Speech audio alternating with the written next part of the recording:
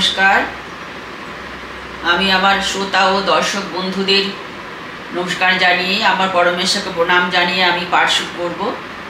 ওং নমো ভগবতে বাসুদেবায়, ওং নমো ভগবতে বাসুদেবায়, ওং নমো ভগবতে বাসুদেবায়। আমার শ্রোতা ও দর্শক বন্ধুদের নমস্কার জানিয়ে আজকের আমি পর্ব শুরু করছি। আজকের আমরা তৃতীয় অধ্যায়ের সার বিশ্লেষণ করব। আগের পর্বে আমরা তৃতীয় অধ্যায়ের পাঠ সম্পূর্ণ করেছিলাম। 1 থেকে 43 নম্বর পর্যন্ত শ্লোক ছন্দে পাঠ করে তৃতীয় অধ্যায় সমাপ্ত হয়েছিল।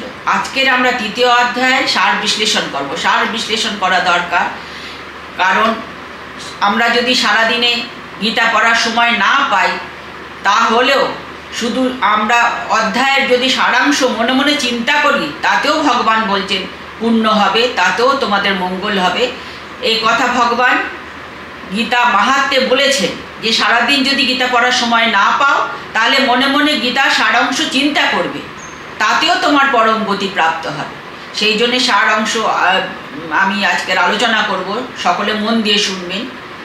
আজকের আমরা তৃতীয় অধ্যায় কর্মযোগের সারাংশ আলোচনা করছি।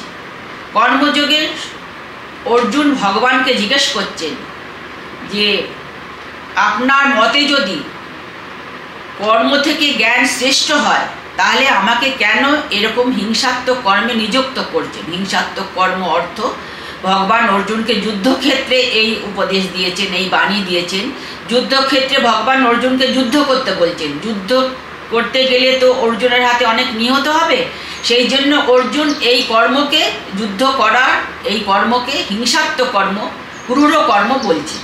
এবং ভগবানকে বলছেন যে আমাকে এইরকম হিংসাত্মক কর্মে কেন নিযুক্ত করছেন? যদি আপনার মতে জ্ঞান শ্রেষ্ঠ হয় কর্ম অপেক্ষা। তো অর্জুন ভগবানকে এ কথা কেন বললেন একটু আলোচনা করিনি।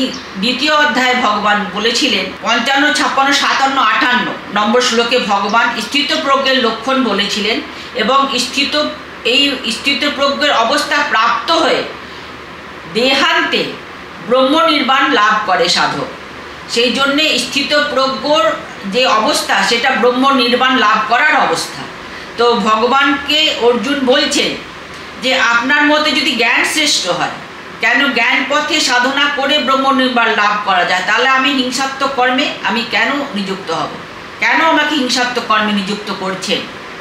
তো সেই জন্য ভগবান এরপরে বলছেন, আমি পুরাকালে বেদমুখে দুরকম নিষ্ঠার কথা বলেছি, দুরকম সাধনার পথের কথা বলেছি।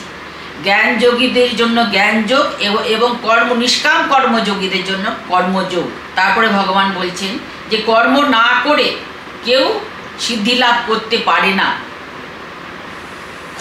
আর তারপরে বলছেন যে ক্ষণকালও মানুষ কর্ম না করে থাকতে পারে না।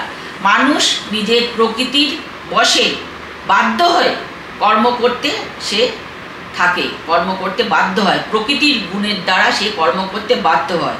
তারপরে ভগবান 6 নম্বর শ্লোকে বলছেন কর্মযোগে যে মানুষ হাত পা সংযত করে বসে মনে মনে বিষয় চিন্তা করে, কর্ম করে না, হাত পা সংযত করে বসে আছি, আমি কোনো সংসারের কর্মে আমি আবদ্ধ নেই, যুক্ত নেই, এরকম চিন্তা করে কর্ম না করে মনে মনে বিষয় চিন্তা করে, সে মিথ্যাচারী, পাপী। তারপরে ভগবান বলছেন যে তুমি মনের দ্বারা সমস্ত ইন্দ্রিয়কে সংযত করে নিষ্কামভাবে অনাসক্ত হয়ে কর্ম করো। কর্ম না করা অপেক্ষা কর্ম করা শ্রেয়। কারণ কর্ম করলে এই যে জগৎ, এই ভগবানের যে সৃষ্টি, এই সৃষ্টির মঙ্গল হয়, কল্যাণ হয়, সেই জন্য কর্ম করা আবশ্যক। তারপরে ভগবান বলছেন মানুষ ক্ষণকালও কর্ম না করে থাকতে পারে না। মানুষের কর্ম কীরকম? কায় মন বাক্য দ্বারা মানুষ কর্ম করে। আমি যদি কায় শরীর দ্বারা কর্ম নাও করি, কিন্তু মন আমার কর্ম করে যাচ্ছে, বাক্য দ্বারাও আমি কর্ম করছি। তো এই 3 দ্বারাই কর্ম হয়, সে কথা ভগবান 18 অধ্যায়ে বলেছেন। তো পরে আমরা সেখানে আমরা যাব। তো ভগবান বলছেন যে কর্ম তোমাকে করতেই হবে। প্রকৃতির গুণের দ্বারা তুমি কর্ম করতে বাধ্য, কিন্তু কর্ম এমনভাবে করবে যাতে সেই কর্মের বন্ধন তোমাকে আবদ্ধ করতে না পারে। অর্থাৎ কর্মের বন্ধন বলতে কর্মের বন্ধন যদি আবদ্ধ করে তাহলে আমাকে পাপ পুণ্য ভুগতে হবে এবং বারবার আমাকে পৃথিবীতে জন্ম মৃত্যুর চক্রে পৃথিবীতে বারবার জন্ম নিতে হবে। তো কিভাবে কর্ম করতে হবে ভগবান 9 নম্বর শ্লোকে বলছেন, কর্মযোগের 9 নম্বর শ্লোকে ভগবান বলছেন যে যজ্ঞার্থাৎ কর্ম অন্যত্র লোকোয়ং কর্ম বন্ধনা তদর্থং কর্ম কৌন্তেয় মুক্ত সঙ্গ সমাচার। যজ্ঞার্থাৎ অর্থাৎ যজ্ঞের জন্য কর্ম ছাড়া যে কোনো কর্ম তোমাকে পাপ পুণ্যে আবদ্ধ করে, পাপ পুণ্য সেই কর্মের জন্য ভুগতে হবে।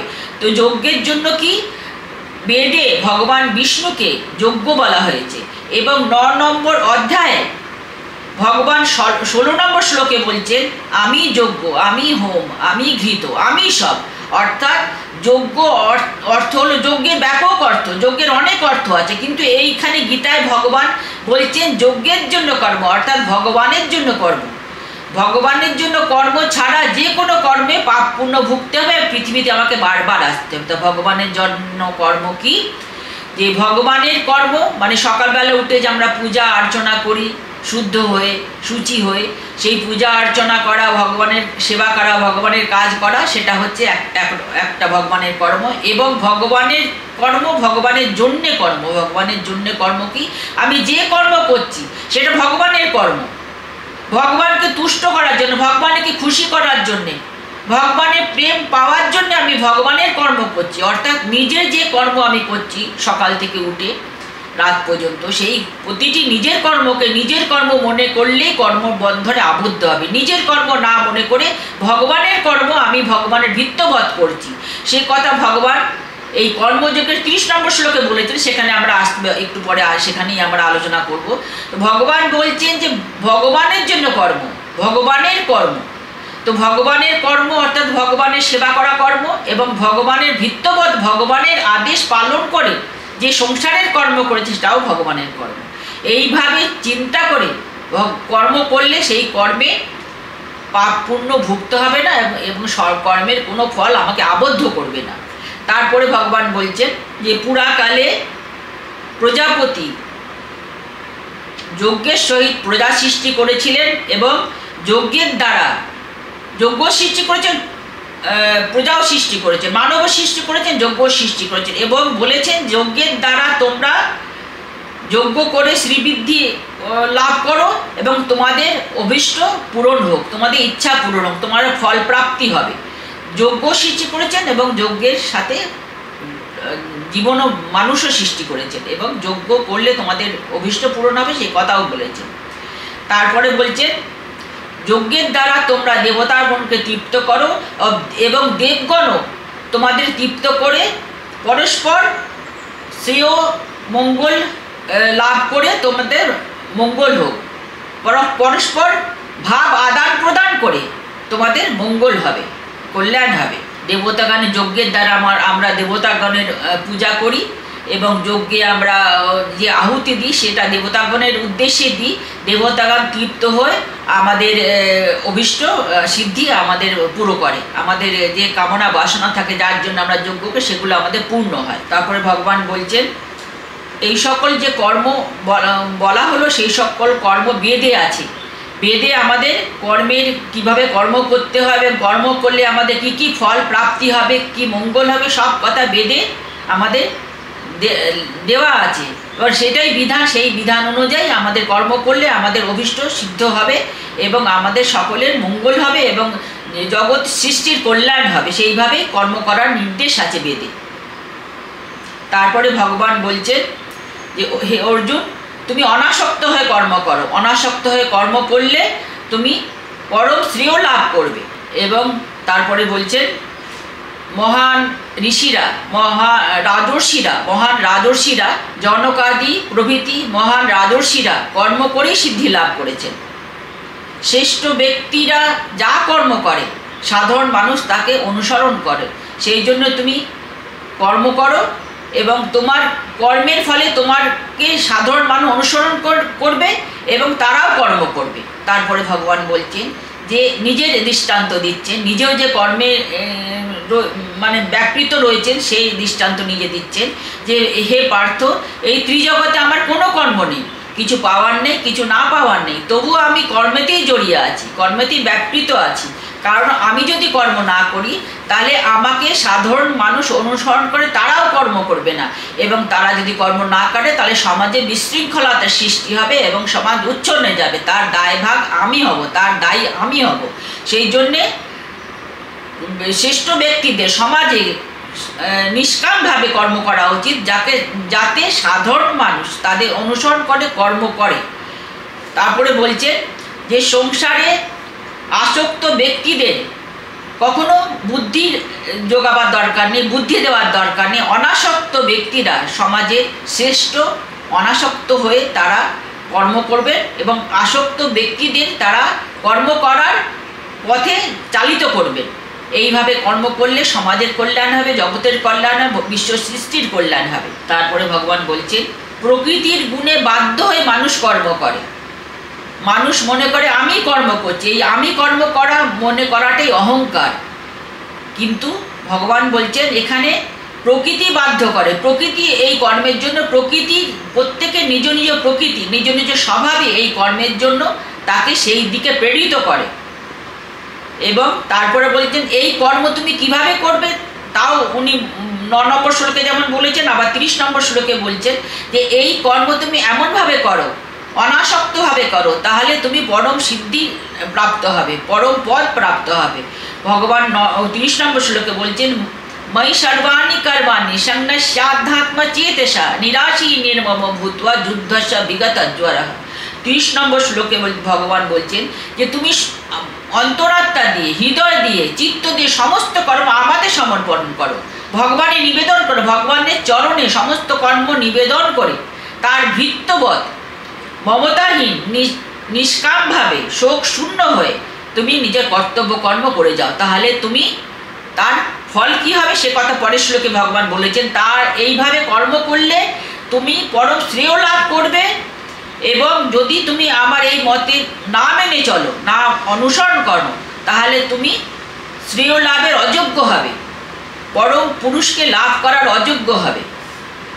তারপরে অর্জুন ভগবানকে প্রশ্ন করছে যে কার দ্বারা বাধ্য হয়ে মানুষ অধর্ম করে, পাপাচরণ করে। ভগবান বলছে সেটা কাম এবং ক্রোধ, এই দুটি রজগুণ থেকে উৎপন্ন। আমরা সত্য, রজ, তম এই 3 গুণের অধীন আমরা, কারণ এই 3 গুণ প্রকৃতিজাত। এই 3 গুণই আমাদের সমস্ত কর্মে, ভালো কর্ম, মন্দ কর্ম, পাপ কর্ম, পুণ্য কর্ম, এই কর্মে আমাদের এই 3 গুণই আমাদের প্রেরিত করে, আমাদের বাধ্য করে, চালিত করে। তো এই ভগবানকে অর্জুন প্রশ্ন করছে যে কার দ্বারা বাধ্য হয়ে মানুষ পাপাচরণ করে, পাপ কর্ম করে। তো ভগবান বলছেন এইটা হচ্ছে কাম এবং ক্রোধ দ্বারা মানুষ বাধ্য হয়ে পাপ কর্ম করে। কাম আর ক্রোধ থেকে উৎপত্তি, রজগুণ থেকে এগুলো উৎপত্তি হয়েছে। এগুলো ভগবান বলছেন এগুলো শ্রেয় মার্গে বিঘ্নকারক, এগুলো পরম পুরুষকে প্রাপ্ত হবার পথে বাধা। তাই তুমি এগুলোকে নিজের বশে করো, এই কাম ক্রোধ লোভের বশে তুমি হইও না, তুমি কাম ক্রোধ লোভকে নিজের বশে করো। ধূম অগ্নিকে ঢেকে রাখে, ধুলা দর্পণকে আবৃত করে রাখে, তেমন কাম ক্রোধ লোভ এইগুলি আমাদের ভিতরে যে জ্ঞান আছে, জ্ঞানগুলোকে ঢেকে রাখে, জ্ঞানগুলোকে আমাদের প্রকাশিত হতে দেয় না।